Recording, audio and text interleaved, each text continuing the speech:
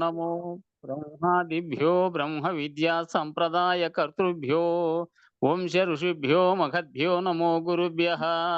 సర్వోపప్లవరహిత ప్రజ్ఞాన ఘన ప్రత్యగర్ధో బ్రహ్మైవాహమస్మి అహం పదార్థరహితః. గురవే సర్వలోకానాం విషజే భవరోగిణాం నిదయే సర్వ విద్యానాం శ్రీ దక్షిణామూర్తయే నమః. బృహద్వాసిష్ఠ సిద్ధాంతం పూర్ణబోధోపదేశిక వెంకటేశ్వర యోగేంద్రం సద్గురుభ్యో నమో నమః. ఆత్మానాత్మమతీతమనిశం కేవలాత్మోపదేశిక వేముల రామయార్య యోగేంద్రం సద్గురుభ్యో నమో నమః. ప్రణవాతీతమగమ్యం పరాప్రకృతిరహితం పరమజలోపదేశిక శ్రీరాజయాఖ్య గురుం భజే. శ్రీ బ్రహ్మ విద్యా సిద్ధాంతం అజల తత్వోపదేశిక శ్రీ నాగయార్య యోగేంద్రం సద్గురుభ్యో నమో నమః. ద్వయాత్మరహిత సిద్ధాంతం పరమపురుష ప్రబోధక శ్రీ వివేకానంద సుబ్బయార్య సద్గురుభ్యో నమో నమః. క్షరాక్షరమతీతం చ అచల పూర్ణోపదేశిక పూర్ణానంద పుల్లయార్య సద్గురుభ్యో నమో నమః. అస్మద్గురు సమారంభం కృష్ణ సాందీప మధ్యమాం ఓంకార పీఠ పర్యంతం వందే గురు పరంపరం.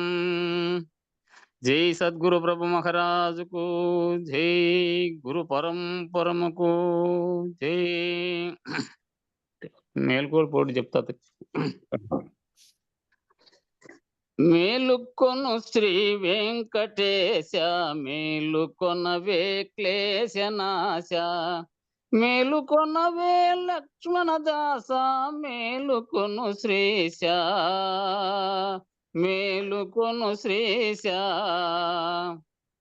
జన్మ దుఃఖం జరా దుఃఖం జాయా దుఃఖం పునః పునః సంసార సాగరం దుఃఖం తస్మాత్ జాగ్రత్తో జాగ్రత్తః. జన్మ జారా మరణములను జనులు ఈ సంసారమందున పునః దుఃఖ పూరితం బని గనియు మేలుకొను గనియు మేలుకొను. మాతా నాస్తి పితా నాస్తి నాస్తి బంధు సహోదరా అర్ధం నాస్తి గృహం నాస్తి తస్మాత్ జాగ్రత్తో జాగ్రత్తః.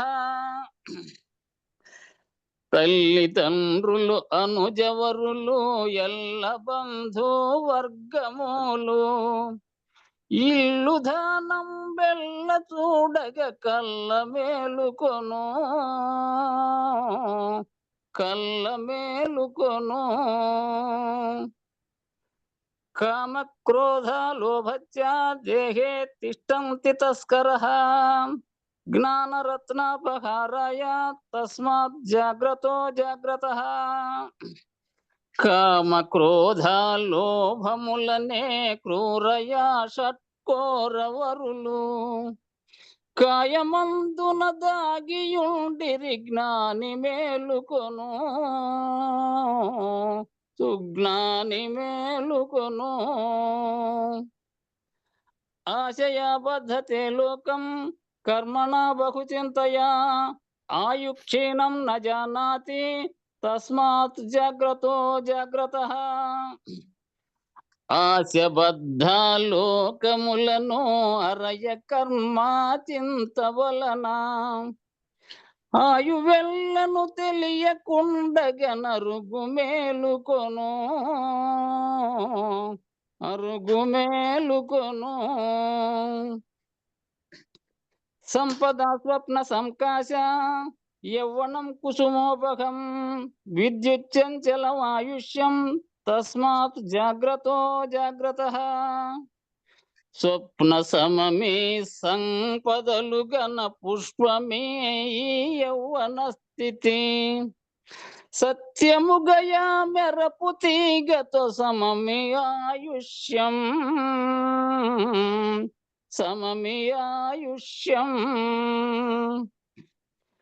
జ్ఞానమజ్ఞానీనం దృష్ట్వా ద్వయోత్యజతి నిశ్చయం ద్వయోత్యజతి యజ్ఞానం తత్ ఏతత్ జ్ఞానం చ పరిత్యజేత్తు.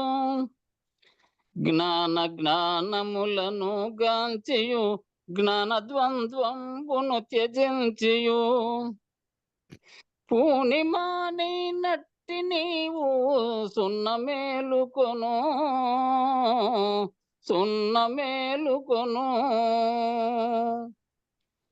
కృపకు నీకు శంకరుండని కృష్ణ సింహుని వంక చూసియు జంక కనుతును శంక బాపును జనక మేలుకొను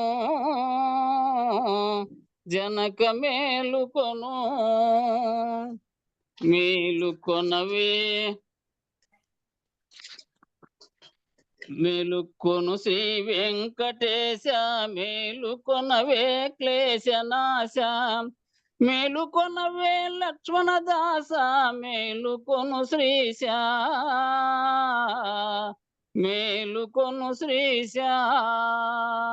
జై సద్గురు ప్రభు మహారాజుకు జై.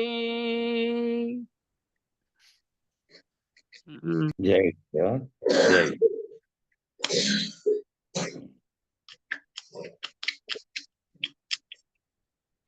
జై గురుదేవ.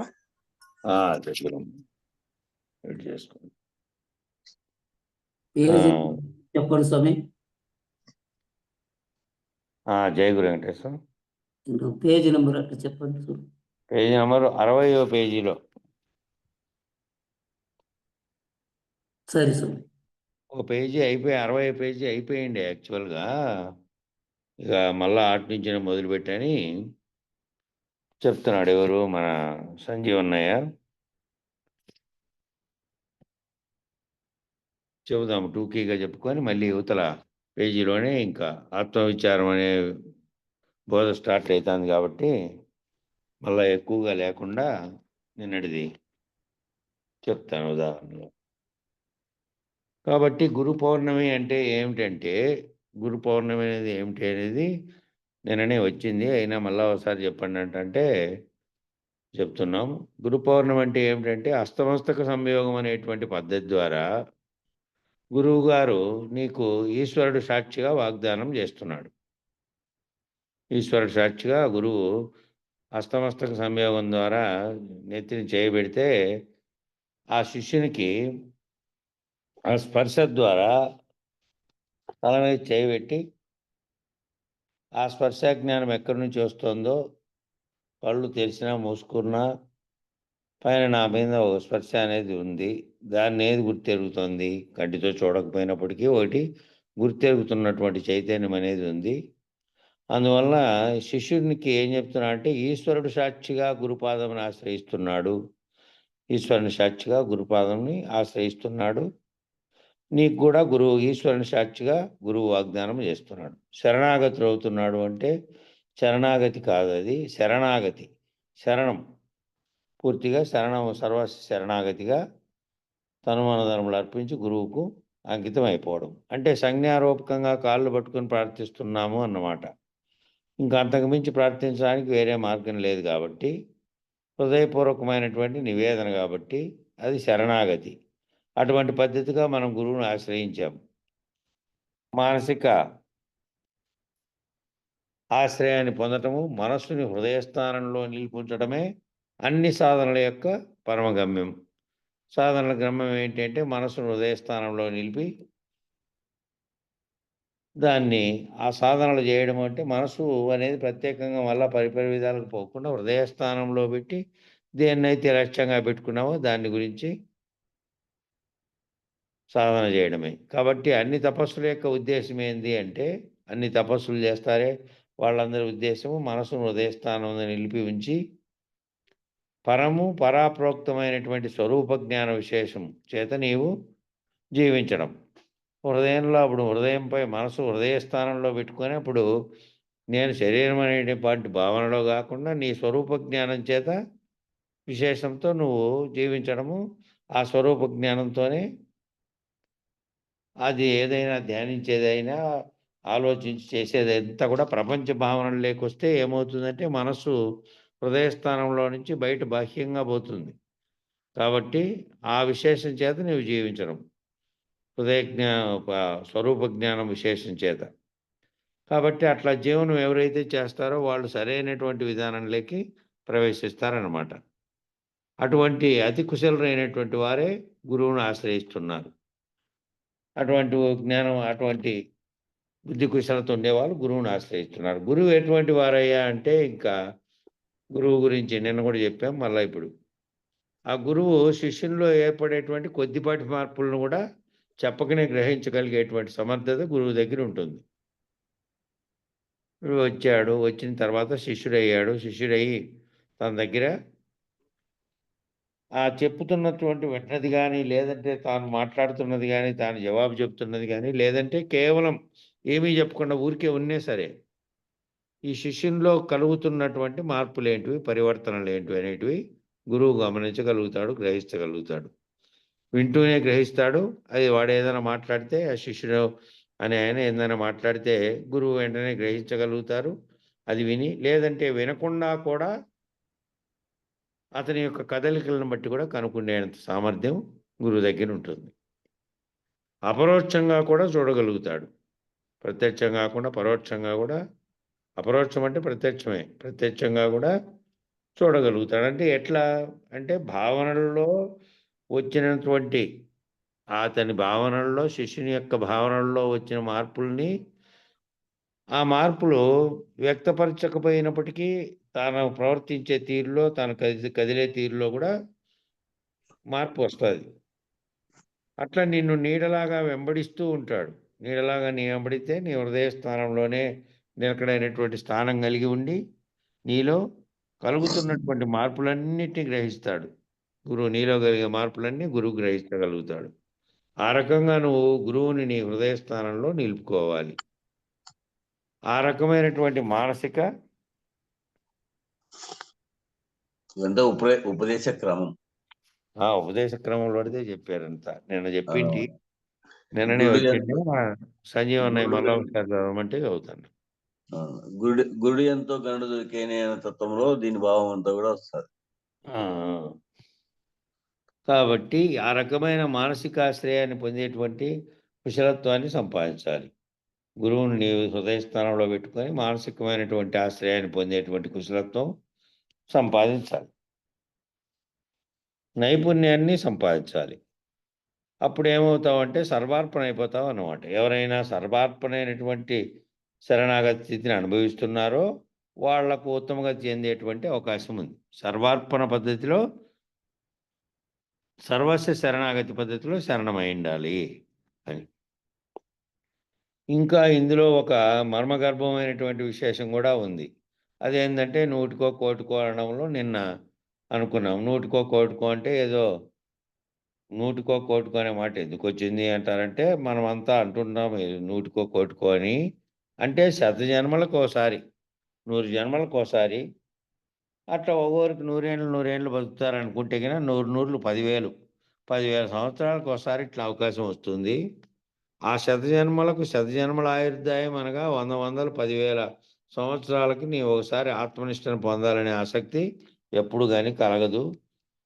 మామూలు జీవులంతా ఏ విధంగా తామే కనబడుతున్న ప్రపంచము, తన చుట్టూ ఉన్న బంధుమిత్రులు, జగత్తు ఇవన్నీ వాస్తవం అనుకొని జీవించేవాళ్ళు నాకు పరోక్షంగా ఉన్నదాన్ని ఏందో అది తెలుసుకుందామనే ఆలోచనలోకి పోరు. కాబట్టి ఎప్పుడో 10,000 ఏళ్ళకోసారి లభించినప్పుడు నన్ను గురించి నేను, నాకు అతీతంగా ఉన్నదాని గురించి నేను తెలుసుకోవాలనే ఆసక్తి ఎప్పుడు అందరికీ కలగదు.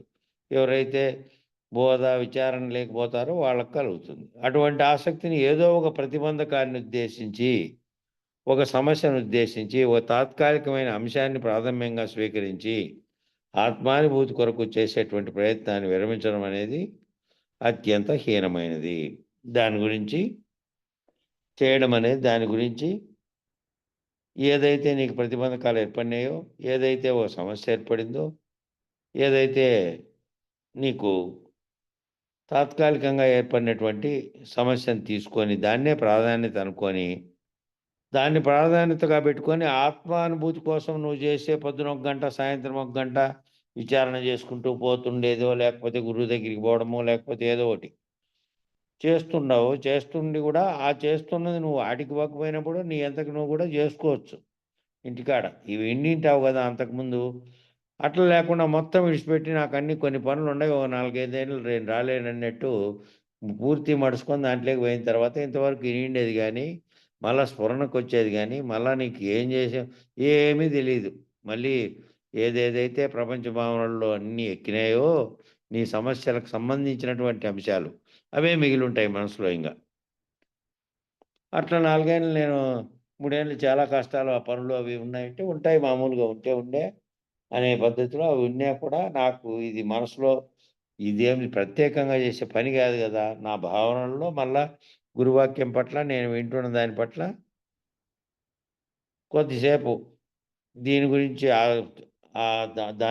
దాని యొక్క అనుభూతిని పొందేది ఆత్మానుభూతి అనే దాని గురించి, ఆత్మ, శరీరం అనేటువంటి నిత్యానిత్య వస్తు వివేకం మొదట్లోనే చెప్పింటారు కాబట్టి సాధకునికి, దాన్నైనా మర్చిపోకుండా దాని విషయంలో వింటున్న దాన్ని చేస్తే గంట సేపు చాలు. ఇక మొత్తం నాకు పనులున్నాయి కాబట్టి మొత్తం విరమించినటువంటి స్థితిలో గనక పెడితే, అట్లా విరమించడం అనేది అత్యంత హీనమైనటువంటిది అని చెప్తున్నాడు.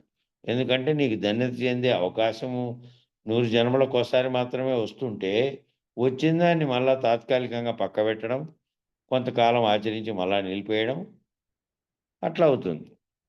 అట్లా ఆచరించి నిలిపేయడంలాగా దాన్ని నిరుపయోగం అవుతుంది. దాన్ని సద్వినియోగం చేసుకోవాలి. ఇంకా కోటికో అంటాం తెలుసా?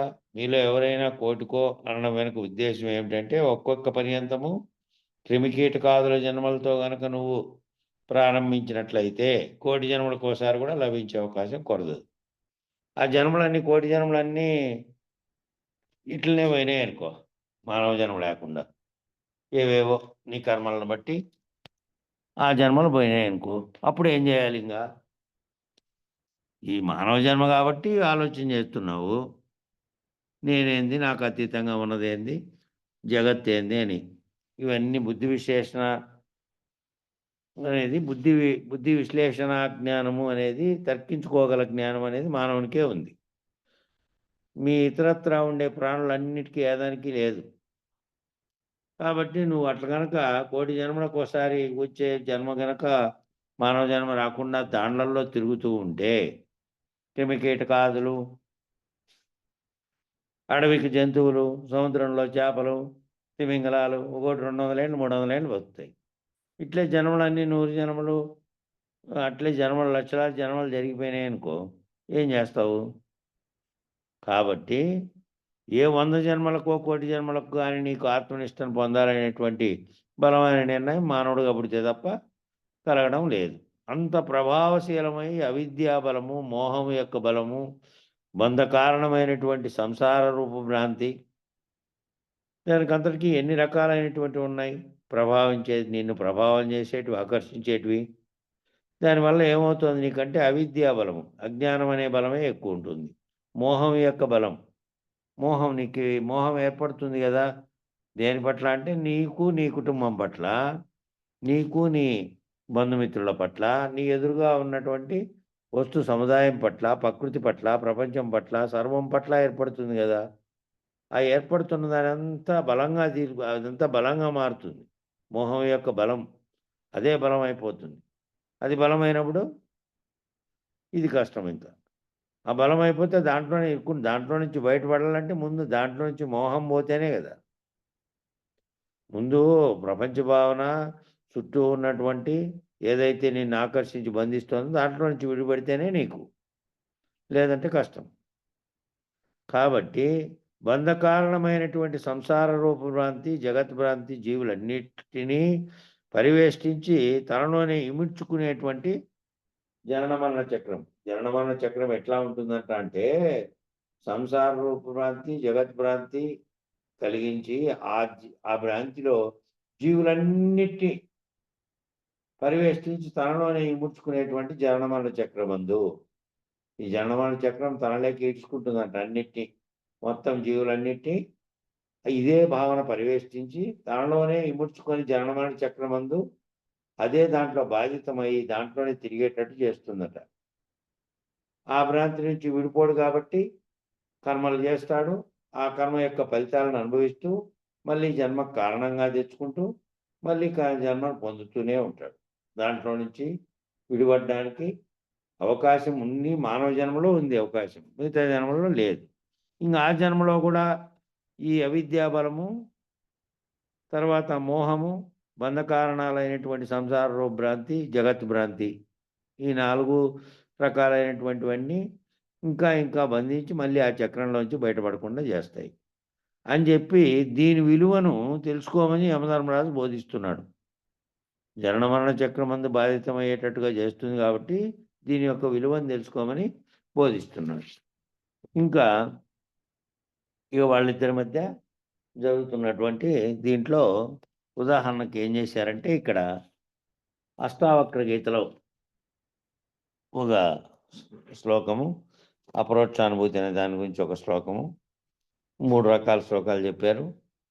ఇక వైరాగ్యం పుష్కలం నశ్యాత్ నిష్బలం బ్రహ్మదర్శనం తస్మాద్ర విరతిం బుధోయత్నేన సర్వదా. వైరాగ్యం పరిపూర్ణంగా కలగనిచో బ్రహ్మను దర్శించుట నిష్ఫలం. వైరాగ్యం పరిపూర్ణంగా కలగనిచో, వైరాగ్యం కలగకుండా, వైరాగ్య భావన లేకుండా బ్రహ్మతత్వాన్ని తెలుసుకున్నా, బ్రహ్మను దర్శించిన నిష్ఫలమే. కనుక ఆత్మజ్ఞానం కోరువాడు ఎల్లప్పుడూ ఎట్లుండాలి? ఆత్మజ్ఞానం కోరువాడు ప్రయత్నంతో వైరాగ్య భావాన్ని రక్షించుకోవాలి. మళ్ళీ లేదంటే ఆ పడదోసేటివన్నీ ఉన్నాయి, ఆకర్షించేటివి, లాక్కునేటివి కూడా ఉన్నాయి. కాబట్టి ఆత్మజ్ఞానాన్ని కోరుకునేవాడు మళ్ళీ విచారణలోంచి మళ్ళీ పోతే మళ్ళా శరీరం ఉంది, దానికి సంబంధించినటువంటి అవసరాలు ఉన్నాయి, మళ్ళీ దానితో ప్రపంచంలో తిరుగాడుతున్నాం కదా అనే భావన కనుక కలిగితే, అది కలిగినప్పటికీ కూడా ఆత్మజ్ఞానం ముఖ్యమైనది అనే భావనలో ఉన్నప్పుడు ఆ కలిగిండేటివన్నీ నువ్వు ఇంతకాలం నుంచి అనుభవిస్తున్నవి, చూస్తున్నవి, వ్యవహరిస్తున్నవే కాబట్టి వాటితో సంగమించకుండా వాటిలో ఉన్నప్పటికీ నా శరీరంలో పనిముట్లన్నీ దానిలో పని చేస్తున్నాయి, నేను సాక్షిగా ఉన్నానని మొన్నొచ్చింది. శరీరంలో పనిముట్లతో తాదాత్మ్యం చెందకుండా వాటి పని అవి చేస్తూ ఉన్నాయి, నేను దాంట్లో సంగమించకుండా నేను సాక్షి రూపంలో ఉన్నాను, నేను చేస్తున్నాననే కర్తృత్వ భావన లేకుండా అనేది వచ్చింది. కాబట్టి అప్పుడు ఏం చేయాలి? జగత్తు విషయాల్లో చేస్తున్నప్పటికీ నువ్వు ఆత్మజ్ఞానం కోరేవానివి అయి ఉంటే ఎప్పుడు కూడా ఏం ప్రయత్నంతో ఉండాలి అంటే వైరాగ్యం భావంతోనే ఉండాలి. మళ్ళీ బంధాలు కలిగించేటువంటి వాటి భావనలోకి, ప్రపంచ భావనలోకి పోకూడదు. వ్యవహరిస్తున్నప్పటికీ నువ్వు ప్రపంచంలోనే ఉన్నప్పటికీ కూడా ఈ భావంతో ఉండాలి. వైరాగ్య భావాన్ని రక్షించుకుంటూ ఉంటే ఆ భావనలో నుంచి మళ్ళీ ప్రకృతి కారణంగా వచ్చేటువంటి బంధాలలోకి పోవు. ఇక అపరోక్షానుభూతి, బ్రహ్మాది స్థావరాంతేషు వైరాగ్యం విశేష్యను యదైవ కాకావిష్టాయాం వైరాగ్యం తద్ది నిర్మలం. బ్రహ్మ మొదలు స్థావరం వరకు గల సమస్త ప్రపంచ విషయములందు కాకి మలమయందు వలె విరక్తి జనించుటయే నిర్మల వైరాగ్యం. నిర్మల వైరాగ్యం ఎటువంటిది అంటే, కాకి మలమును తీవ్రంగా విరక్తి చెందుతారు దాని మీద, దాని పట్ల.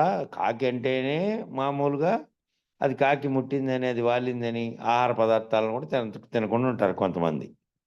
ఇక కాకి విసర్జించిన పదార్థానికి ఎంత తీవ్ర వ్యతిరేకత ఉంటుందో మనసులో, ఎంత వ్యతిరేకత మనము అలవర్చుకున్నామో ఆ విధమైనటువంటి విరక్తి అన్నిటి మీద. దేని మీద?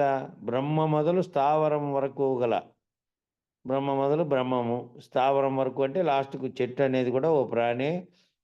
ఆ చెట్టుకు మళ్ళా మనసు, బుద్ధి ప్రత్యేకమైనటువంటి ఇవేమీ ఉండవు, కానీ కేవలం ప్రాణం అయితే ఉంది కదా దానికి కూడా, అది కూడా ఒక ప్రాణి సృష్టిలో. ఆటి నుంచి స్థావరం వరకు గల సమస్త ప్రపంచ విషయాల యందు, బ్రహ్మం నుంచి చెట్టు వరకు మామూలు స్థావరంగా ఉండేటువంటి దాని వరకు కలిగినటువంటి అన్ని ప్రపంచ విషయాల యందునట్టు, సమస్త ప్రపంచ విషయాల యందు కాకి మలం వలె విరక్తి జనించుటే నిర్మల వైరాగ్యం. నిర్మలమైన వైరాగ్యం ఏమిటి అంటే, సమస్త విషయాల యందు, బ్రహ్మం నుంచి అంటే సృష్టికి కారణమైనటువంటి వస్తువు కాబట్టి ఆ సృష్టికి కారణమైన బ్రహ్మం దగ్గర నుంచి సృష్టిలో ఉన్నటువంటి సర్వము పట్ల, ఆఖరికి స్థావరము అనేటువంటి చెట్టు ప్రాణం ఉన్నప్పటికీ దానికి ఏం మనసేం లేదు కానీ వాటి వరకు గల సర్వజీవుల పట్ల, సర్వ ప్రపంచం పట్ల, ప్రపంచంలో సర్వము వచ్చేసింది ఇంక దాంట్లోనే, బ్రహ్మ నుంచి స్థావరం వరకు అంటే అన్నీ వచ్చేసినాయి. ఆ అన్నిటికీ, ఆ సమస్త ప్రపంచ విషయాలకు కాకి మనం వల్ల ఎట్లా వ్యతిరేకిస్తామో అట్లా వ్యతిరేకత విరక్తి జనించుటే నిర్మల వైరాగ్యం. నిర్మల వైరాగ్యం ఏంది అంటే, మళ్ళా చెలించకుండా ఉండే వైరాగ్యం ఏందంటే, అన్నిటి పట్ల, సమస్త ప్రపంచ విషయముల పట్ల పూర్తి విరక్తి చెంది ఉండడమే.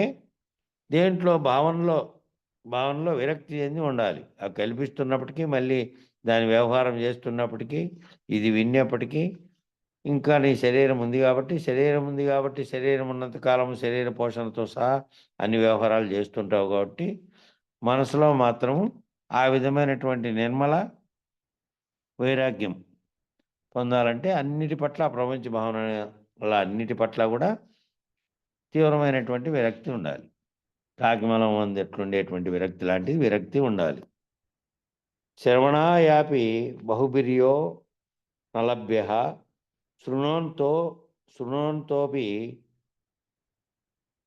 శృణ్వాన్తోపి బహువోయం న విద్యః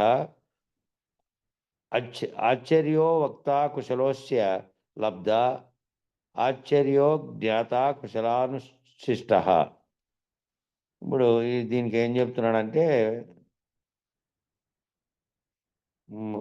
యమధర్మరాజు తాత్పర్యం, ఓ నచికేతుడా, నచికేతునితో చెప్తున్నాడు, ఓ నచికేతుడా, ఏ ఆత్మ వినినను తెలుసుకొనుటకు అలవి కానిదో అట్టి ఆత్మను గురించి తెలుసుకుని వాడను అరుదై ఉన్నారు. ఎవరు అరుదై ఉన్నారు అంటే, ఎవరైతే ఆత్మను గురించి తెలుసుకోవాలంటే, ఏ ఆత్మ గురించి వినుటకు కానీ, వినినా కూడా తెలుసుకొనటకు కానీ అలవి కానిటువంటి విషయమో అది మామూలుగా ఊరికే వినినంత మాత్రం చేతనే తెలుసుకొనటకు అలవి కానిదైతే ఏదైతే ఉందో అట్టి ఆత్మను గురించి చెప్పేవాళ్ళును తెలుసుకునేవాడును అరుదుగా ఉన్నారు. ఎవరో ఇందాకనలా నూటికో కోటికోవరని. అట్లా చెప్పేవాళ్ళు, వినేవాళ్ళు కూడా అరుదుగా ఉన్నారు అని చెప్తున్నాడు. దానికి వ్యాఖ్యానం ఏమిటంటే, వివేక వైరాగ్యములు, శమదమాది సద్గుణములు, ముముక్షత్వము కలవారు మాత్రమే ఆత్మజ్ఞానమునకు అర్హులైనట్లుగా, శాస్త్రజ్ఞానం ఒక్కటే గాక అనుభవ జ్ఞానం కలవారు మాత్రమే ఆత్మోపదేశం చేయటకు అర్హులని విశదమవుతున్నది. ఏమిటి విశదమవుతున్నదంటే, దాన్ని బట్టి వివేక వైరాగ్యములు, వివేకం అంటే ఆత్మయాది అనాత్మయాది అనే వివేకము, తర్వాత వచ్చేసి వైరాగ్య బుద్ధితో కలిగి ఉండేటువంటి వివేకం, వైరాగ్యములు, శమదమాది సద్గుణములు. శమదమాది సత్క సంపత్తి అనేది సాధకునికి ముందే చెప్పారు. ఏ విధమైనటువంటి నేర్పు ఓర్పు ఉండాలి, బాహ్యంగా ఉండేటువంటి వాటి పట్ల నియంత్రణ, అంతరేంద్రియాల నియంత్రణ నీలో ఉంటే తప్ప అవి చెప్పినట్టు పోతావు కాబట్టి అవన్నీ కూడా శమదమాది షట్క సంపత్తిలో వచ్చినాయి. అటువంటి స్థితి ఉండడమే గాక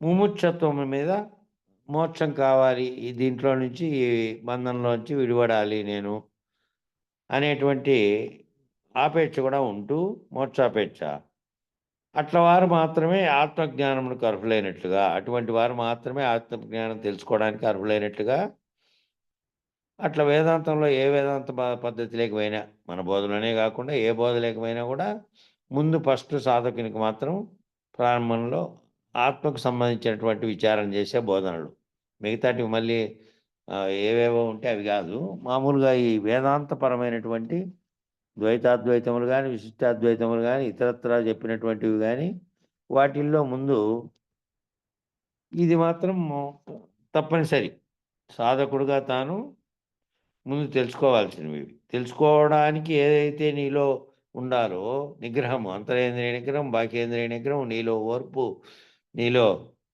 అన్నీ చెప్పారు. ఆ సమధమాజ షట్క సంపత్తిలో 6 చెప్పారు. అవన్నీ నీకు ఉండాలి. తితిక్ష, శ్రద్ధ, సమాధానము, ఇవన్నిటి గురించి ఇవన్నీ ఉంటూ, వాటన్నిటికీ ఉంటూ, నిత్యానిత్య వివేకంతో పాటు శమధమాజ సద్గుణములు ఉంటూ, మూర్ఛత్వం పట్ల కూడా నీకు కోరిక ఉండి తీవ్ర మోక్షాపేక్ష ఉంటే అప్పుడు ఆత్మజ్ఞానానికి అర్హులైనట్టుగా శాస్త్రజ్ఞానం ఒకటే కాక అంటే శాస్త్రంలో వివరించారు. శాస్త్రంలో వివరించినంత మాత్రాన వెంటనే అది అర్థమైపోయి తెలియబడుతోందా? ఆత్మానాత్మ వివేకము అనేది మొట్టమొదటి చదివాం మనం 4 ఏళ్ల కిందట ఆశ్రమంలో 2 శనివారాలు ఇవి జరపాలని నిర్ణయించుకొని జరిపినప్పుడు ఫస్ట్ ఆ బుక్ని చదివాము. ఎందుకంటే మొదట్లో వచ్చింది అది ఎందుకో అది బుక్కుల్లో మనం డౌన్లోడ్ చేసుకొని ప్రింట్ చేసుకుంటే కొన్ని బుక్కుల్లో అది సింపుల్గా ఉంది, 2 రోజుల్లోనూ అయిపోతుంది బుక్ మొత్తం అని చెప్పి చదివాం. చదివినప్పటికీ కూడా శాస్త్రపరంగా తెలియబడుతోంది కానీ మనకు మళ్ళీ ఎవరైనా చెప్పేవాళ్ళు కావాలి కదా. అనుభవ జ్ఞానం కలవారు మాత్రమే, ఇక్కడ ఆ మాట ఇచ్చారు చూడండి. శాస్త్రజ్ఞానం ఒకటే కాక అనుభవ జ్ఞానం కలవారు మాత్రమే ఆత్మోపదేశము చేయుటకు అర్హులని విశదమగుచున్నది. ఈ అనుభవం జ్ఞానం కలవాలంటే తాము ప్రత్యేకంగా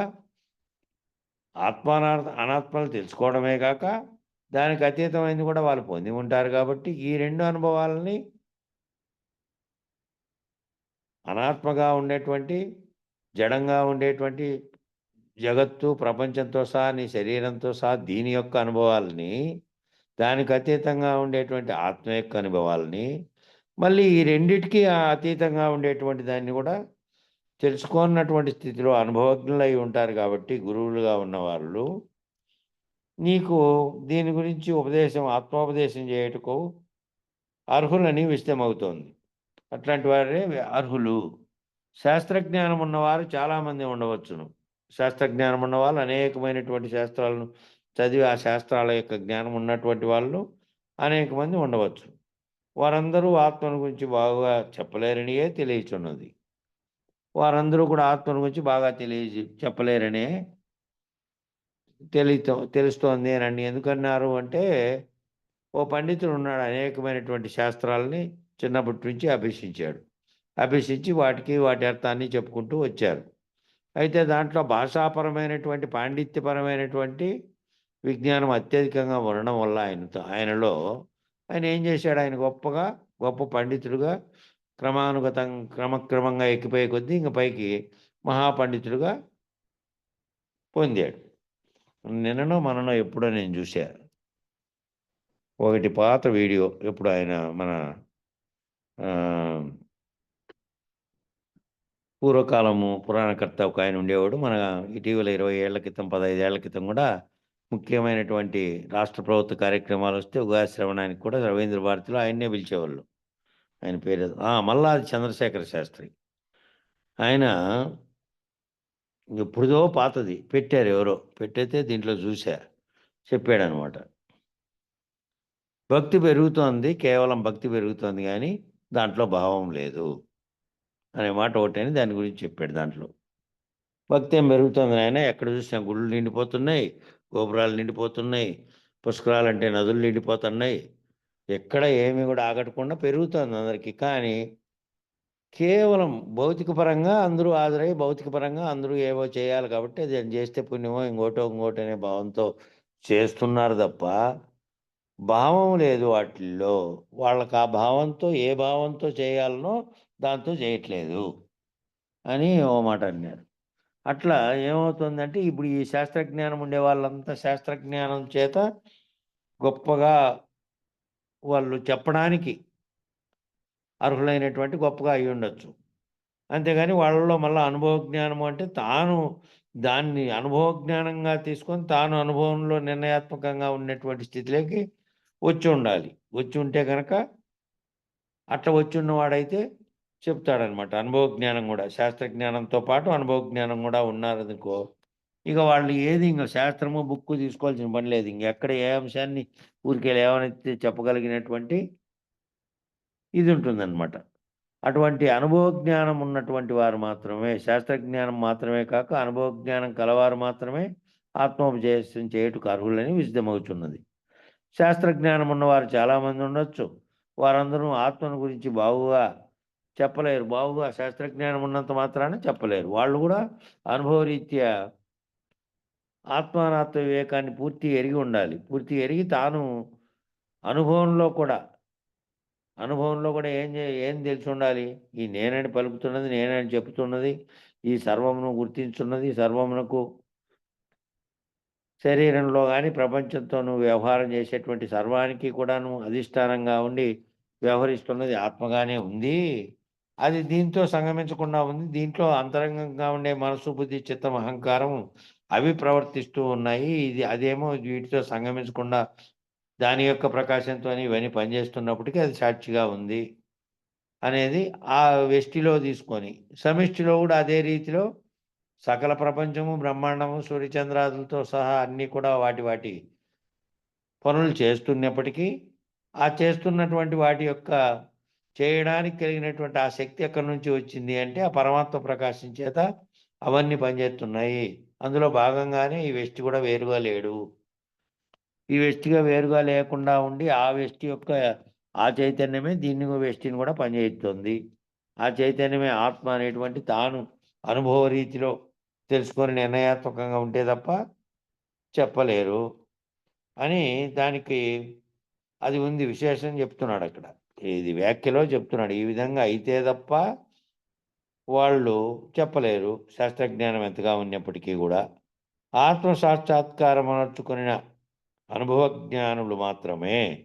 ఆత్మ సాక్షాత్కారం అనర్చుకోవడం అంటే ఆత్మ ఏదో తెలియబడి తాను ఆత్మస్వరూపుడిగా తన స్వరూప జ్ఞానాన్ని ఎరిగి తన భావంలో నిరంతరము నేను ఆత్మను ఆత్మస్వరూపంగా ఉన్నటువంటి వాడిని, కనిపించే దేహంగా, జగత్తుగా అన్ని తాదాత్మ్యం చెందుతున్నదంతా ఈ మనసు, బుద్ధి, చిత్తం, అహంకారం అనేటువంటి శరీరంలోనే ఉండి అంతరంగిక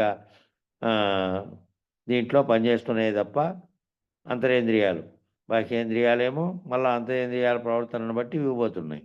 ఇవన్నీ కలిపి చేస్తున్నదంతా కూడా దీనికి అతీతంగా ఆత్మస్వరూపంగా ఉండేటువంటి నేను ఆత్మ సాక్షాత్కారం అనర్చుకున్న అనుభవజ్ఞునిగా ఉండేటువంటి స్థితిలో మాత్రమే ఈ ఆత్మను గురించి చక్కగా బోధించగలరు. అట్లా భావించినటువంటి తాను నిర్ణయాత్మకంగా అయినటువంటి వారు మాత్రమే బోధింపగలరు. అందుచేతనే ఆత్మతత్వమును బోధించేవారు అరుదుగానుందురు అని చెప్పబడింది. ఆత్మతత్వాన్ని బోధించే వాళ్ళు అరుదుగానుంటారు. మామూలుగా పురాణం చదివినా, భగవద్గీత చదివినా, ఇంకోటి చదివినా దాన్ని చదివి దాని అర్థం చెప్పుకుంటూ పోతారు తప్ప దాని లోతుల్లోకి పోలే. ఇప్పుడు వందలాది వేలాది మంది భగవద్గీతని అనువాదం చేశారు. మరి అనువాదం చేసింటే ఒక జ్ఞానేశ్వరులు మాత్రమే అచల భావం వచ్చేటట్టు ఎందుకు చేశాడు అంటే ఆయన వాళ్ళ తమ్ముడే గురువు ఆయనకు. నివర్తనాథ్ ఏమో ఆయన దగ్గర చేశాడు. ఆయన వాళ్ళ తమ్మునికి ఎవరు గురువు అంటే అచల గురువు కాబట్టి ఇక విషయం బోధపడిన తర్వాత అచల భావనలో సిద్ధాంతంలో తీసుకున్న తర్వాత చిన్న వయసులోనే ఇక దాన్ని రాశాడు. అది అంతటి గొప్పగా ఎవరు రాయలేదు. దాని యొక్క తాత్పర్యం అనే దాంతో బ్రహ్మాండంగా వ్యాప్తి చెందడమే కాక ఆయన గుడే కట్టారు. ఆయన కృష్ణుడే మళ్ళీ ఈ రూపంలో జన్మించాడని నమ్ముతారు మహారాష్ట్ర వాళ్ళు. ఆ జ్ఞానేశ్వరి భగవద్గీత అంత గొప్పగా రాశారు. అట్లా ఒక్కోరు వాళ్ళ శాస్త్రజ్ఞానంతో కేవలం అర్థం చెప్పినప్పటికీ భగవద్గీతకు ఈయన వేదాంతపరమైనటువంటి విశిష్టం అంతా జోడించి దాన్ని చెప్పుకుంటా పోయినారు. అంత అద్భుతంగా దాంట్లో ఉంది. కాబట్టి శాస్త్రజ్ఞానంలో చెబుతాన్నప్పటికీ ఆత్మసాక్షాత్కారం అనర్చుకునే అనుభవ జ్ఞానాలు మాత్రమే చక్కగా బోధించగలరు ఆత్మను గురించి. అందుచేతనే ఆత్మతత్వం బోధించేవారు అరుదుగా ఉంటారని చెప్పబడింది. భగవద్గీత కూడా ఇక్కడ చూడండి, భగవద్గీత అనే అంశం కూడా ఇక్కడ మెన్షన్ చేశారు. భగవద్గీత కూడా తత్వదర్శనం చేసుకోండి. ఇప్పుడు చూడు, ఈ కింద వాక్యం చూడకనే దాని గురించి మనము జ్ఞానేశ్వరీయ భగవద్గీత గురించి చెప్పుకుంటాము. అయితే కిందనే వచ్చింది అది. ఆ భగవద్గీత కూడా తత్వదర్శిన, తత్వదర్శనుడైన వారు నీకు జ్ఞానబోధ చేయదని చెప్పుచున్నది. ఎవరైతే తత్వాన్ని దర్శించింటారో, ఆ తత్వాన్ని అవగాహన చేసుకొని దాన్ని దర్శించింటారో అందులోని అంతరార్థాన్ని, వాళ్ళు మాత్రమే జ్ఞానబోధ చేయదురని చెబుతున్నది. కాబట్టి భగవద్గీతలో వచ్చినటువంటి అందులో ఉండేటువంటి దాన్ని కూడా వేదాంత పద్ధతిలో చెప్పినటువంటి వారు జ్ఞానేశ్వరులు. ఇక్కడ ఈ పైన చెప్పిన శ్లోకాలకు మళ్ళీ ఇక్కడ విశేష వాక్యం చెప్తున్నారు. ఏమిటంటే, ఇప్పటి వరకు చెప్పిన అంశాలను మనం ఒకసారి విచారణ చేద్దాము. ఇప్పటి వరకు మనము దీంట్లో వచ్చినటువంటి అక్కడక్కడ మనకు వచ్చినాయి. ఈ చెప్పినటువంటి అంశాలను ఒకసారి విచారణ చేద్దాం. ఈ ఆత్మ విచారణ చేయాలి అంటే ఒక ప్రాథమిక నియమం ఉంది. ఆత్మ విచారణ చేయాలి అని అంటే ఒక నియమం ఉందంట. ప్రాథమిక నియమం అంటే ప్రారంభంలోనే ఉండేటువంటి విషయాన్ని ప్రాథమిక అంశం అంటారు. అట్లా ప్రాథమిక నియమం ఉందంట ఆత్మ విచారణ చేయాలంటే.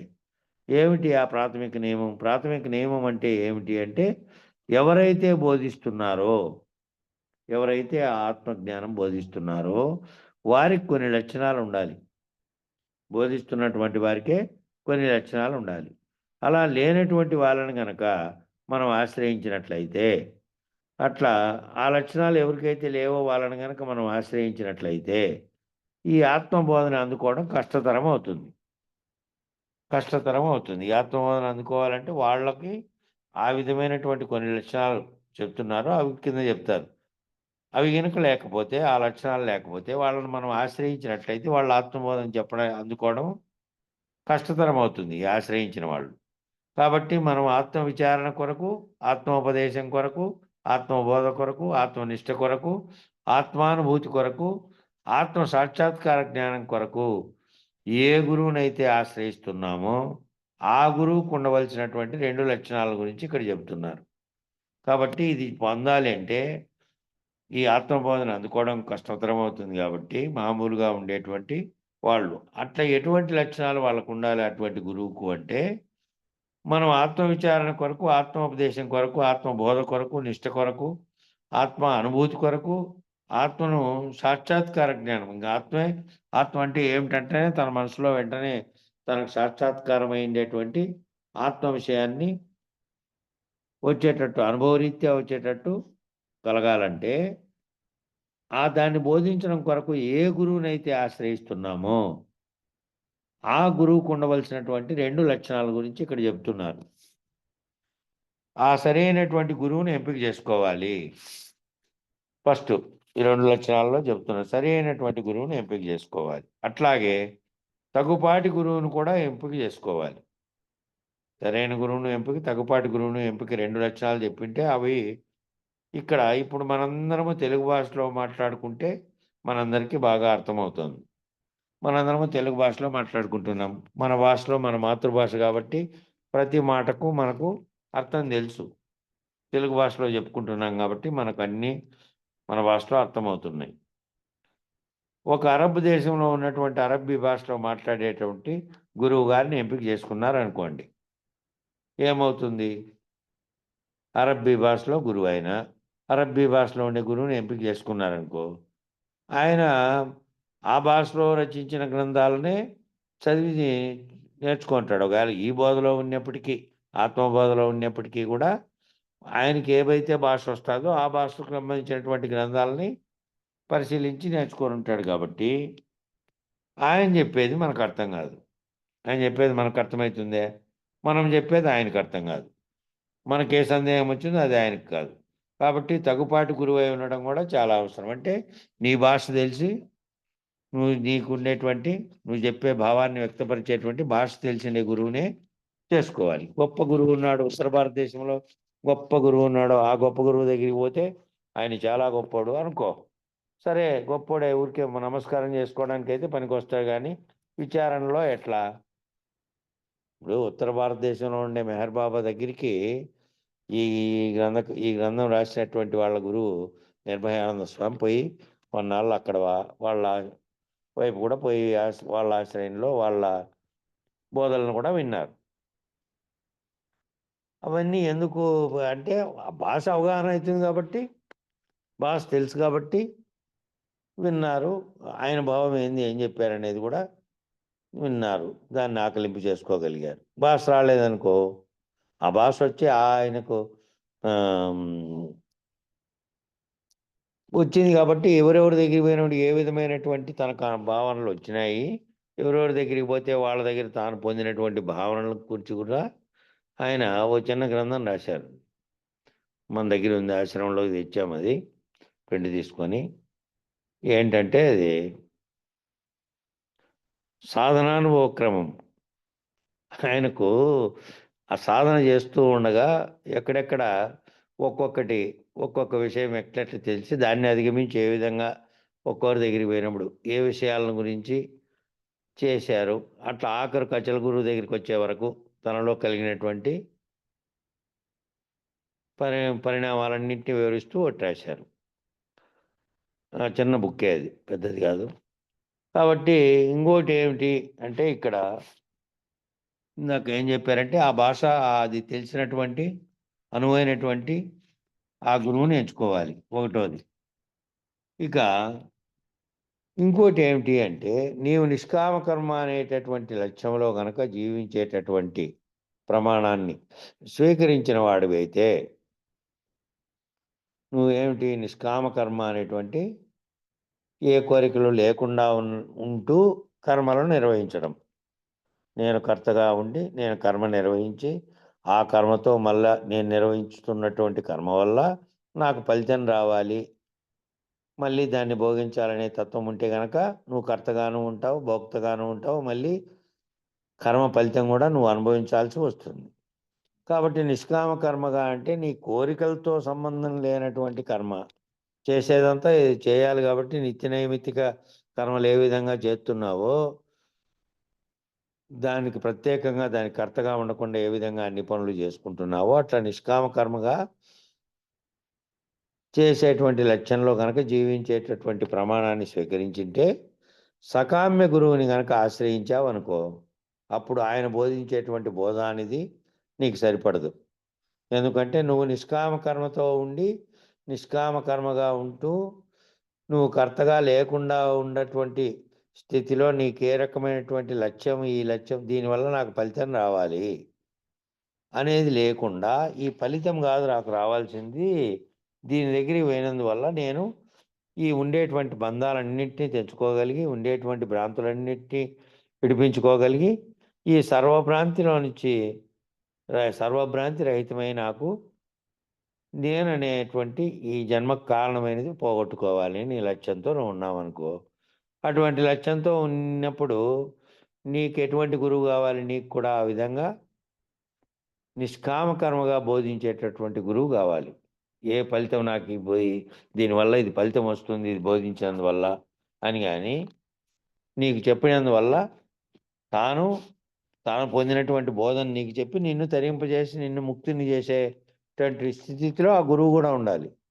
కాబట్టి సకామ్య గురువును కనుక ఆశ్రయించావనుకో, అంటే కోరికలతో కూడినటువంటి లక్షణాలు ఉండేటువంటి గురువుని కనుక ఆశ్రయిస్తే ఆయన బోధించేటటువంటి బోధ అనేది ఆయన ఏది బోధిస్తానప్పటికీ ఆయన బోధించే దాంట్లో కోరికలతో కూడినటువంటి లక్షణాలు ఉన్నాయి. అట్లున్నప్పుడు నీకు సరిపడదు అనమాట, ఇంక నీకు సరిపడదు అది. ఎందుకంటే ఆయన చేస్తున్న బోధనంతా ఆయనలో ఉండేటువంటి కోరికల కోసం అవుతుంది. కాబట్టి ఎటువంటి గురువుని ఆశ్రయిస్తావు అనేది కూడా చాలా ముఖ్యం. ఎటువంటి గురువు? ఆయన ఏ రకమైనటువంటి నీకు ప్రత్యేకంగా మళ్ళీ నీకు ఇవి తీసుకురాపో, ఫలానా వస్తువులు తీసుకొస్తే నీకు ఇంకా మేలు జరుగుతుంది, ఫలానవన్నీ తీసుకొస్తే నీకు మేలు అవుతుంది, ఫలానవన్నీ అని ఏవో వస్తువుల్ని దీనికి సంబంధం లేనప్పటికీ కొన్ని రకాలైనటువంటి కోరికలతో కూడినటువంటివి చెప్పినాడు అనుకో, ఇంకా నీకేమిటి ఇంకా దానికి సంబంధించినటువంటి వస్తు భ్రాంతి ప్రపంచ భ్రాంతిలో ఇంకా కూరుకుపోయేటువంటి అవకాశం కూడా ఉంటుంది. కాబట్టి అటువంటి గురువు నువ్వు చూస్తానే నువ్వు ఏ గురువు ఏం చెప్తున్నాడు కేవలం బోధ చెప్పి ఆ బోధలో నుంచి నేను భ్రాంతి రహితం చేసేటట్టు ఉండాలి.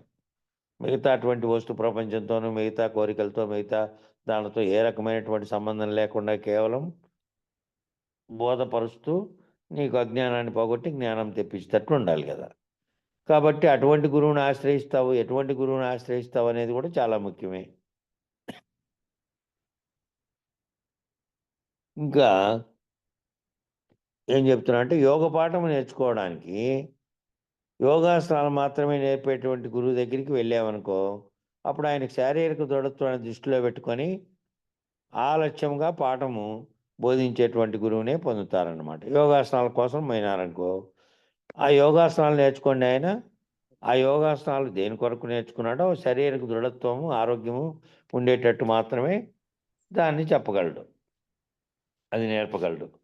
ఈ రకంగా 8 రకాలైనటువంటి గురువులు ఉన్నారు కదా. 8 రకాలైనటువంటి గురువుల్లో కామ్యక, వాచక, సూచక, నిషిద్ధ గురువు, పరమ గురువు, నిజ గురువు అని ఈ రకంగా రకాలైనటువంటి స్థితి భేదంతో గురువులు ఉన్నారు. అవన్నీ మనము ఇంతకుముందు చదివినటువంటి గ్రంథాల్లోనే వచ్చినాయి, అష్టవిధ గురువులు అని. ఆ అష్టవిధ గురువుల్లో రకరకాలైనటువంటి గురువులు ఉన్నారు. కామ్య గురువు, వాచక గురువు, సూచక గురువు, నిషేధ గురువు, పరమ గురువు, నిజ గురువు అని ఈ రకంగా ఉండేటువంటి గురువుల్లో మనకు పరమ గురువు అయినటువంటి నిజ గురువు అయిన బోధించి ఏదైతే ఉందో దాన్ని మాత్రమే తెలిపి ఏ రకమైనటువంటి భ్రాంతులు కల్పించకుండా నడిపించే గురువు కావాలి. పరమును తెలిపేటువంటి గురువు కావాలి. నిన్ను కూడా అక్కడికి చేర్చే గురువు కావాలి. అట్లా స్థితిభేదంతో ఉండే గురువుల్లో నువ్వు ఎవరిని ఆశ్రయించుకోవాలి అనేది కూడా ముఖ్యమైనదే. మరి ఇన్ని రకాలైనటువంటి గురువుల్లో ఎవరిని ఆశ్రయించాలి అనే సందేహాన్ని ఈ లక్షణాలలో తీరుస్తున్నారన్నమాట. ఈ లక్షణాలలో ఎవరిని ఆశ్రయించాలి అనేటువంటిది ఈ లక్షణాలలో తీరుస్తున్నారు ఇక్కడ.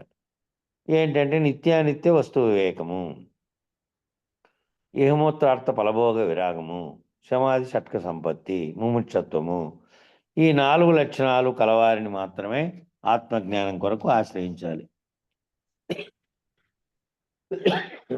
ప్రారంభంలో సాధకునికి ఏం చెప్పారు? ఈ రకమైన లక్షణాలు సాధకునికి ఉంటేనే ఆ సాధకునికే ఈ బోధ చెప్పాలి, ఈ ఉపదేశం ఇవ్వాలి అనేటువంటిది ఒకటి చెప్పారు కదా. అటువంటి వాడైతేనే దీనికి అర్హుడైతాడు, దీని పట్ల పూర్తి అవగాహన తెచ్చుకుంటాడు అని. మరి అటువంటివి తెచ్చుకోవాలి అంటే ముందు సాధకునికి ఏమీ లేకుండా, ఏమీ తెలియకుండా కేవలము ఒక రకమైనటువంటి తెలుసుకోవాలనే భావనతో జగత్తు పట్ల వైరాగ్య భావన ఏర్పడి తనకు ఏర్పడిన కష్ట నష్టాలతోనో తనకి ఏవన్నీ బాధలు ఏర్పడింటే ఆ బాధలను మర్చిపోయాకైనా ఏదో ఇందాం తాలు గురువు అది తింటాము అని కూడా వచ్చి ఉండొచ్చు.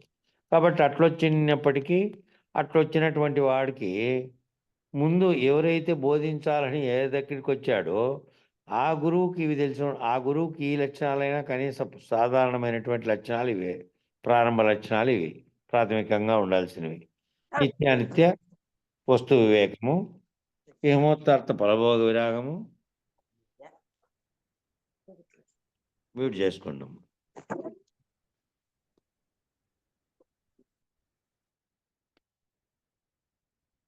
కాబట్టి ఆ గురువుకు ప్రాథమికమైనటువంటి 4 ఉంటే నిత్యానిష్ట వస్తు వివేకం అనేది నీకు తెలపాలి అంటే ఆయనకు ముందు అనుభవ జ్ఞానంగా అది తెలిసి ఉండాలి. ఇహమోత్తార్థ ఫలభోగ విరాగము, సమాధి షట్క సంపత్తి, ముముక్షత్వం అనేటువంటి ఈ 4 సాధనా సంపత్తికి సంబంధించినవి. ఈ 4 లక్షణాలను కలవారిని మాత్రమే, ఈ 4 లక్షణాలు నువ్వు ఆశ్రయించే గురువు కేవలం దాని యొక్క అర్థం మాత్రమే కాకుండా దాంట్లో అనుభవ జ్ఞానంతో సహా కలిగి ఉండాలి. ఆయనకు అనుభవ జ్ఞానం కలిగి ఆయన బోధించే పద్ధతిలో ఆయన నిర్ణయార్థకంగా నీకు వాటిని గురించి వివరించగలిగినటువంటి ఆ జ్ఞానం ఆయనకుంటే ఆయన నీకు చెప్పగలడు అనమాట. అట్లాంటి వారిని మాత్రమే ఆశ్రయించాలి. మళ్ళీ వీటిలో ఈ 4 కాకుండా శాస్త్రజ్ఞాన విధానం అని ఒకటి ఉన్నది. ఈ 4 కాకుండా శాస్త్రము, శాస్త్రంలోని అంతరార్థము తెలిసిండేటువంటి విధానం ఉండాలి. శాస్త్రాలు మొత్తం అంతా చదివి వేదాలు అన్నీ ఉపవాసన పట్టాల్సిన పనేం లేదు. వాటిలో ఉన్నటువంటి సారాంశం ఏమిటి అనేది కూడా తెలిసిండేవాడై ఉండాలి. వీటిలో ఈ 4 కాకుండా శాస్త్రజ్ఞాన విధానం అని ఒకటి ఉన్నది. అంటే అర్థం ఏమిటంటే షడ్దర్శనాలయందు ప్రవేశం ఉన్న వాళ్ళందరూ గురువులే. ఈ 6 దర్శనాలు అంటే సాంఖ్య, మీమాంస, ఉత్తర మీమాంస, పూర్వ మీమాంస అని 2 ఉన్నాయి. సాంఖ్యం ఒకటి, యోగ దర్శనం అనేది ఒకటి, న్యాయ దర్శనము, వైశేషిక దర్శనము. ఈ షడ్ దర్శనాల గురించి మనం చదివినటువంటి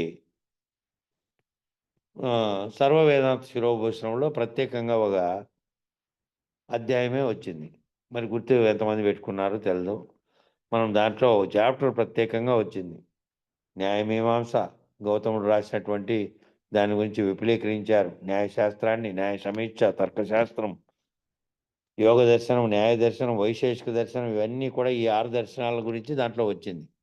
మళ్ళా ఒకసారి పునశ్చరణ చేసుకోండి. గ్రంథం ఉండే వాళ్ళైతే మళ్ళా ఒకసారి ఆ చాప్టర్లోకి పోయి తిప్పేసినారంటే అన్నీ మీకు గుర్తొచ్చేస్తాయి. కాబట్టి ఈ 6 దర్శనాలు ఏంటికి చెప్పారు అంటే, ఇందులో నుంచి మొదటి సాంఖ్యం అనేది సృష్టి ఎలా జరిగిందో ప్రారంభం నుంచి బ్రహ్మాండ సృష్టి, పిండాండ సృష్టి దాని గురించి ఉంది సాంఖ్యం. ఇక అటు నుంచి మొదలుపెట్టి ఈ ఉత్తర మీమాంస, పూర్వ మీమాంస అనేటివి ఆ మొదట ఏర్పడినటువంటి భావాల్లో మొదట ఏర్పడినటువంటి తపోధనులైనటువంటి వాళ్ళు వాళ్ళ ఆలోచనల్లో కలిగినటువంటి సందేహాలకు నివృత్తి కలిగించే కోసమే ఇవన్నిటిని రాశారు. యోగ దర్శనాన్ని కానీ, న్యాయ దర్శనాన్ని కానీ, వైశేషిక దర్శనాన్ని, ఇవన్నీ కూడా ధర్మాలు ఏ విధంగా వర్తిస్తున్నాయి, ధర్మంగా ఏ విధంగా వర్తించాలి అనేటువంటి వాటిని అన్నిటిని గురించి కూడా వాటిలో వివరించారు. మినిమం వాటి గురించి మామూలుగా వాటి యొక్క ధర్మాల గురించి దాంట్లో వివరించిన దాని గురించి తెలియకపోతే, ఒకవేళ ఆత్మ జ్ఞానం తెలిసి బయట చెప్పినటువంటి తెలిసి ఉన్నప్పటికీ కూడా ఇవి తెలియకపోతే దాన్ని వివరించి కూడా ఇది తెలియకుండా ఉన్నప్పుడు ఉపయోగం లేకుండా అవుతుంది. ఇది ఎట్లా అంటే కేవలం అక్కడ థియరీ చెప్పినట్టు అదేమో అదంతా థియరీ. నువ్వు ఇట్లా ప్రవర్తించాలి నాయనా, నువ్వు నిత్యానిత్య వస్తు వివేకాన్ని గురించి తెలుసుకోవాలి, మళ్ళీ నువ్వు శమధమాది షట్క సంపత్తి అంతా కలిగి ఉండి నీలో ఓర్పు, నేర్పు అన్నీ ఉండాలి, శ్రద్ధ, సమాధానం అన్నీ వచ్చినాయి, అన్నీ ఉన్నాయని కేవలం శాస్త్రరీత్యా బోధించినట్టు అవుతుంది అక్కడ. ఇక మళ్ళీ వాటిని ప్రయోగశాలలో సైన్స్లోనికి చెప్తే అన్ని పాఠం చెప్పిన తర్వాత మళ్ళీ ల్యాబ్లోకి పోయి అంతా కోసి చూపించినట్టు మళ్ళీ వాటిని వివరణాత్మకంగా నీకు అర్థం కావాలంటే మళ్ళీ ఈ సాంఖ్యతారక మనస్కాలతో పాటు ఈ చెప్పినటువంటి ఈ మీమాంసలు, ఉత్తర మీమాంస, పూర్వ మీమాంస, యోగ దర్శనము, న్యాయ దర్శనము, వైశేషిక దర్శనం అనేటువంటివన్నీ కూడాను ఆ మొదట్లో వేదకాలంలో ఈ తపోధనులైన వారు తాము దర్శించినటువంటి అంశాలను పేర్కొన్నటువంటి శాస్త్రాలు. అవి కూడా తెలుసుకున్నాయి అనుకో, ఓ న్యాయ దర్శనం తెలుసుకుంటే న్యాయము ఏది, అన్యాయం ఏమిటి, దాంట్లో కూడా మళ్ళా తర్కించడం దేని కొరకు తర్కిస్తున్నారు, తర్కం అంటే అన్నీ కూడా తర్కాలేనా, తర్కం అంటే న్యాయం కొరకు దాన్ని నిరూపించే కొరకు తర్కించేదే నిజమైన తర్కం. గెలవాలనే తత్వంతోనో లేకపోతే ఇంకో దాంతో కేవలం వాదించేది కాదు. తర్కం కూడా న్యాయాన్ని నిరూపించే కోసం చేసే తర్కం. ఇట్లా ఒక్కొక్క దానికి ఒక్కొక్క శాస్త్రాలు తయారు చేశారు. ఆ శాస్త్రాలను కూడా అవగాహన కలిగి ఉంటే అది కూడా అవగాహన కలిగి ఉంటే ఇక అట్లా చెప్పే వాళ్ళంతా గొప్ప గురువులే. ఎందుకంటే ఇటు శాస్త్రజ్ఞానముతో పాటు ఏదైతే శాస్త్రాలకు అతీతమైనది ఉందో ఆ అతీతమైన దాన్ని తెలుసుకునే కోసం బోధించేటువంటి ఆత్మజ్ఞానము, ఆత్మాతీతాన్ని గురించి చెబుతున్నప్పటికీ వాటికి ప్రాతిపదికగా ఉన్నటువంటి ప్రాతిపదికలు ఏమొచ్చినాయి? ఫస్ట్ ప్రాతిపదికలన్నీ ఇవే. తపస్సు చేసుకుంటూ వాళ్ళ భావాల్లో రేకెత్తించినటువంటి ప్రశ్నలు, ఆ ప్రశ్నలకు సమాధానాలుగా ఒక్కొక్కటి ధర్మసూత్రాలను వివరించుకుంటూ గ్రంథాలు రాసుకుంటూ వచ్చారు మొదటి నుంచి. వాటిలో పేర్కొనబడినటువంటివన్నీ కూడాను వ్యష్టి జీవితానికి సంబంధించినవి అయినప్పటికీ, బాహ్యంగా ఉండే ప్రపంచ జీవితానికి సంబంధించినవి అయినప్పటికీ, నీకు న్యాయము, ధర్మము వీటన్నిటి గురించి కనుక తెలియకపోతే, యోగాన్ని గురించి, న్యాయం గురించి, ధర్మం గురించి వీటన్నిటి గురించి తెలియకపోతే, సాంఖ్య దర్శనం తర్వాత వాటిలో పేర్కొన్నటువంటి అంశాలు ఇవన్నీ తెలిసి ఉండకపోతే నువ్వు ఈ పైన చెప్పినటువంటివి అంతా బోధ చేసినప్పటికీ ప్రాక్టికల్గా అనుభవరీత్యా వాళ్ళకి చెప్పేకి సులభం కాదు.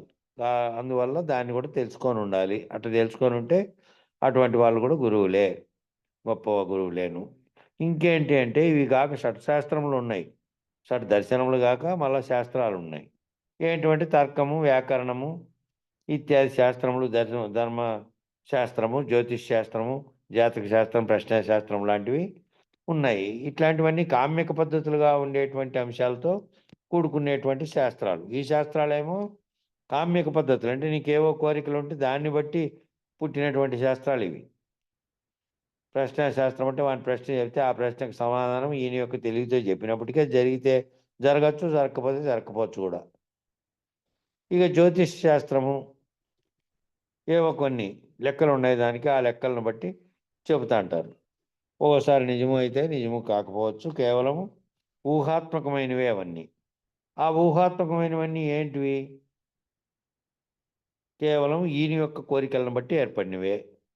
కాబట్టి ఇంక ధర్మశాస్త్రం అంటే నువ్వు ఎట్లా వర్తించాలి అనే దాని గురించి చెప్పిండేది. ఇక తర్కము, వ్యాకరణము అంటే వ్యాకరణమేమో ఏదైనా శాస్త్రాన్ని కానీ గ్రంథాన్ని కానీ అది పద్య లక్షణాలు కానీ శ్లోకాలు కానీ లేదా కావ్యంగా కానీ లేదా వచన గ్రంథమైనప్పటికీ కూడా దానికి కొన్ని లక్షణాలు ఉంటాయి. ఆ లక్షణాలన్నింటినీ పాటించి రాశారా లేదా? ఆ లక్షణాలన్నీ పాటించకుండా రాసినటువంటి అయితే సంపూర్ణంగా అది కావ్యము అనిపించుకోదు, ఆ లక్షణాలు కానీ లేకపోతే. ఆ లక్షణాలన్నీ ఉన్నాయా లేదా అని చెప్పేదేమో వ్యాకరణ శాస్త్రం. ఇక తర్కం అనేది ఆ తర్కబద్ధంగా ఉందా లేదా అడ్డదిడ్డంగా వాదించేది ఉంటారు. నేను చెప్పింది మాత్రమే నువ్వు విను, నేను చెప్పేది నా వాదన ఇది అని చెప్పి దాన్ని మళ్ళీ నిరూపించేటువంటి స్థితిలో ఎట్లుండాలి, నిరూపించేటువంటి స్థితిలో నీ వాదన ఏ విధంగా కరెక్ట్ అని నిరూపించేటట్టుగా కూడా ఉండాలి తర్కం. నీ వాదన నీకు నిజంగా అనిపించినప్పటికీ ఎవరితో అయితే నువ్వు వాదన చేసి చెప్తున్నావో వాళ్ళకు కూడా నీ వాదన సరైనదేననేటువంటి నిర్ణయం కలిగేటటువంటి తర్కబద్ధంగా ఉండాలి. అట్లా ఇవన్నీ కూడా తెలిసి ఉంటే గనక, ఇవి కూడా తెలిసి ఉంటే ఇవన్నీ ఈ గ్రహాలు బాగాలేవు, ఆ గ్రహాలు ఉన్నాయి, గ్రహాలు శాంతి కొరకు ఇట్లాంటివన్నీ చెప్పారనుకో, అవేమో కామ్యకమైనటువంటి కర్మలు అని చెప్పారు కదా, ఏవో కోరికలు తీర్చే కోసం ఏర్పడినవి. ఆ రకమైన ఉపాసన అనేది అనుసరించండి అనేటువంటి పద్ధతిగా ఉండే ఆయన దగ్గరికి వెళ్ళి, ఏమండి మీరు ఆత్మోపదేశం చేయండి అంటే ఆత్మనిష్ట కావాలి, ఆత్మసాక్షాత్కార జ్ఞానం కావాలని అడిగారనుకోండి, అది సాధ్యమయ్యే అంశం కాదు వీళ్ళతో. ఇప్పుడు వీళ్ళు చెప్పినటువంటి తర్కం, వ్యాకరణ ఇత్యాది శాస్త్రములు, ధర్మశాస్త్రం, జ్యోతిష్ శాస్త్రము, ప్రశ్న శాస్త్రం లాంటి కామ్యక పద్ధతులుగా ఉండే శాస్త్రాలు తెలిసిన వాళ్ళ దగ్గరే దానికి సంబంధించిన కవిత్వానికి, కళలకు, ఇతరత్ర సంబంధించినవన్నీ చెప్పగలరేమో కానీ వాళ్ళు ఆత్మవిద్య చెప్పండి అని చెప్పారనుకోండి వాళ్ళకు అది ఉండదు. వీళ్ళు ఈ శాస్త్ర భౌతికపరమైనటువంటి సకామ్యకమైనటువంటి కోరికలను తీర్చేటువంటి ఎవరైనా వ్యక్తులకు సంబంధించినటువంటి లేదా కళలకు సంబంధించి ఒక కళ నేర్పించడానికి సంబంధించినవే కానీ ఇవి ఆత్మవిద్యను చర్చించేటివి కాదు. మళ్ళీ పైన చెప్పినవే షడ్దర్శనాలు, అవి ఉపయోగపడతాయి ఆత్మబోధకు, ఆత్మదర్శనానికి. ఈ కింద ఇప్పుడు చెప్పినారే ఈ శాస్త్రాలు, షడ్శాస్త్రాలు, ఇవి వ్యక్తి పరిణితికి సంబంధించినవి కాబట్టి ఇవి ఏమి దానికి ఉపయోగపడవు. సమయం అయింది వీటికి, కాబట్టి మంగళం చెప్పండి. నాటి నుంచి రేపు చెప్తాం.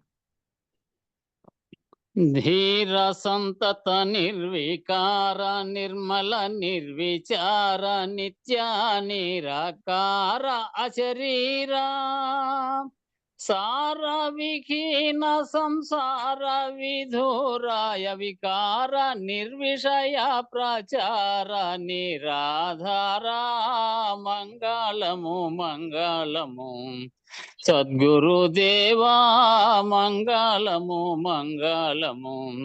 పుట్టి గిట్టకయున్న ఎట్టి ద్వయరహితం వైనట్టి ద్వాదశి వస్తు గుట్టు దయబుట్టి